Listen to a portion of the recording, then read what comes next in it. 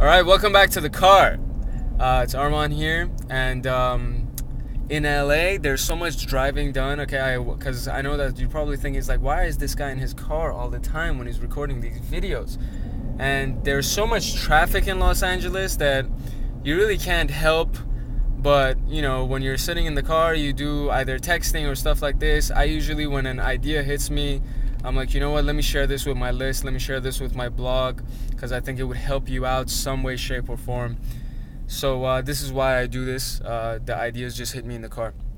So anyways, I was just with one of my very, very good friends. I've known the guy for like 13 years now, maybe 12 years now. And he's an amazing person. And I spoke with him with some of the strategies that I've been teaching people. And I was like, dude, listen, I know you're rough. Your financial situation is kind of rough right now.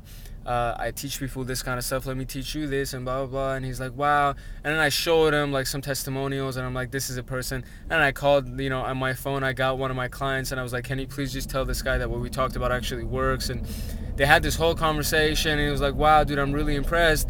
I don't know if it's going to work for me though. And I can understand where he's coming from because he's gone through a lot in his life and his confidence isn't where he used to be.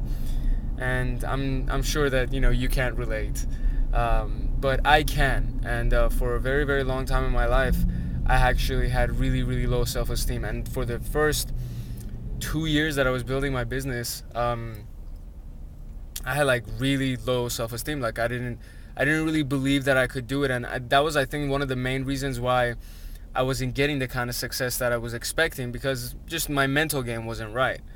So I looked into a lot of different courses. I spoke with a lot of teachers and educators about the subject, and just to see how I can improve my confidence. And the best advice that I got that seemed really doable for me, other than the whole try not to focus on the negative, try to focus on the positive, that can only take you so far, I believe, because I don't think it's just a mental game. It really has a lot to do with your actions and what you do on a daily basis as far as building confidence goes.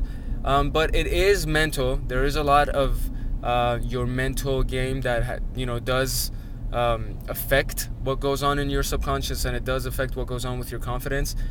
But it's also a lot what you actually do, the actions that you take.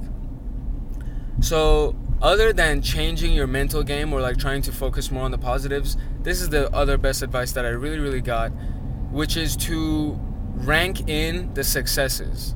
So I got this from Blair Singer and T. Harv Eker. They both share the same mentality or share the same concept, which is basically, first off, think about some time in your life that you were completely successful. And don't let your little voice in your head say, hey, no, that's not good enough, whatever it is. Just think about one point in your life that you were really, really successful. Or it could be 2 different points, 3, 4, it doesn't matter. That's actually even better. So when you think about these points and you can really imagine what it felt like at that moment to succeed. For me, one of the most important ones is my first ever tournament that I had when I started martial arts. I won. I got first place in my division, and like I remember the adrenaline that was running through my veins when the guy came in, and I was able to block his kick, and then right after his kick I went in and I landed a punch, and they gave me the point, and the flag went up, and I was ecstatic. I couldn't believe it. Like for a while, for like the first 2 minutes, I really didn't realize what had happened because there was so much yelling and screaming. But so that I remember that day perfectly. And then anytime that I get nervous or anytime that I can see myself getting down or whatever it may be, I remind myself of that moment, and I remind myself of the fact that, hey, I am capable of achieving great things.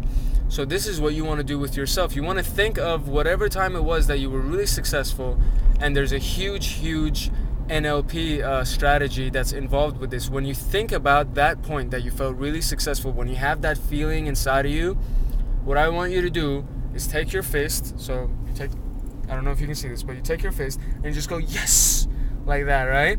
And physically, you need some kind of physical motion. I don't know what it is. For me, it's this. That I go, yes, when I get something done. So you need some kind of physical motion to rake in the yeses, to rake in the success. So that anytime that you feel down, instead of just having to think about it, you just go yes, and then you're immediately back at that state. Back at that mental state, that energy that comes with that success, right? So, number one, you have to remind yourself of the past successes that you have and then rake in those yeses. The second thing is, don't be so critical about success. You could have little success throughout the day, these little achievements that you had that traditionally people wouldn't have, that's not a big deal. It is a big deal. Any success is a big deal, and you should treat it as if it was a big deal. I'm not saying like relax and don't work the rest of your day or stop working. That's not what I'm saying. I'm saying congratulate yourself, pat yourself on the back, rake in the yes, whatever it needs to be. Do something physical to say, hey, I succeeded. I just succeeded right now, and I should acknowledge that I succeeded, and I'm proud of myself for succeeding. Let me go get another success. And then get addicted to success. It's one of those things, honestly, I love when I achieve something. I love when it could be the smallest thing. I'm trying to figure out how to work the DVD player. I don't know what it is. But it's some kind of success, right? Some kind of success that you've had. You gotta be proud of yourself for that, and you gotta acknowledge that, and you gotta say, I'm really, really happy for succeeding. And, pat yourself on the back, whatever the situation may be. And then when you have little success, so when you have one small success, the next one should be a little bit bigger. So intend to have a bigger success next time. So, mine, let's say if the DVD player example, so I fixed the DVD player. The next thing is I want to go and I want to put 5 ads online for one of my websites. And when I've completed that task and I've done the 5 ads, I don't care if they're brilliant ads or not, whatever the situation is. With ad writing, you just got to test everything, but we're not even going to go into that. But when I've done the assignment, when I've gotten 5 ads, I'm going to say, yes, I just finished the assignment and I got another success. And then next thing that I do, maybe I want to write an article that's going to take me a little bit longer, or maybe I want to create a video for my blog, or whatever situation may be. When you're done with something, you got to say, yes, I'm proud of myself for that. So that's my my little advice for today for the car recording. And it is to not be so critical about what you consider successful, and be proud of yourself for your smallest successes.